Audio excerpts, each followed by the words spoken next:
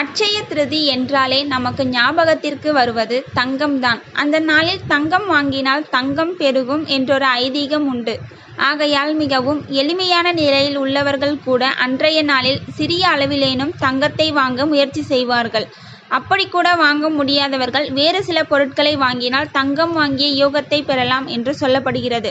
அதை அன்றைய தினத்தில் வாங்கலாம். நம்முடைய செல்வ வளத்தை பெருக்கக்கூடிய சில பொருட்களை பற்றி பார்க்கலாம். அதை அன்றைய தினத்தில் வாங்கலாம். அது என்னென்ன பொருட்கள் என்பதை இப்போது பார்க்கலாம். அட்சய திருதி அன்று தங்கம் வெள்ளி மட்டுமின்றி நிலம் வீடு சம்பந்தமான பொருட்களையும் வாங்கலாம்.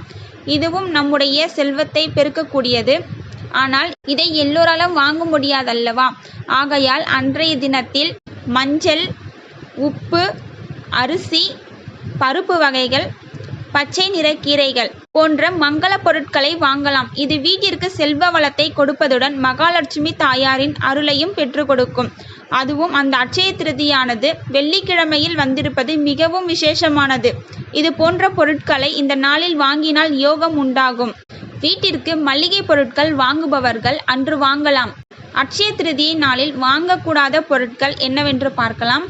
காரம் சார்ந்த பொருட்களையும் எண்ணெய் வகைகளையும் மற்றும் அன்றைய தினத்தில் வாங்க வேண்டாம். இவை அனைத்திலும் விட அட்சய திருதியில் அட்சயத்தை அள்ளித்தரக்கூடிய பொருளாக ஒன்று சொல்லப்படுகிறது. அதுதான் மண்ணால் ஆன பொருட்கள். அன்றைய நாளில் ஏதேனும் மண்பாண்டங்கள் வாங்குவது நம்முடைய செல்வ நலனை பல மடங்கு பெருக்கும் என்று சொல்லப்படுகிறது.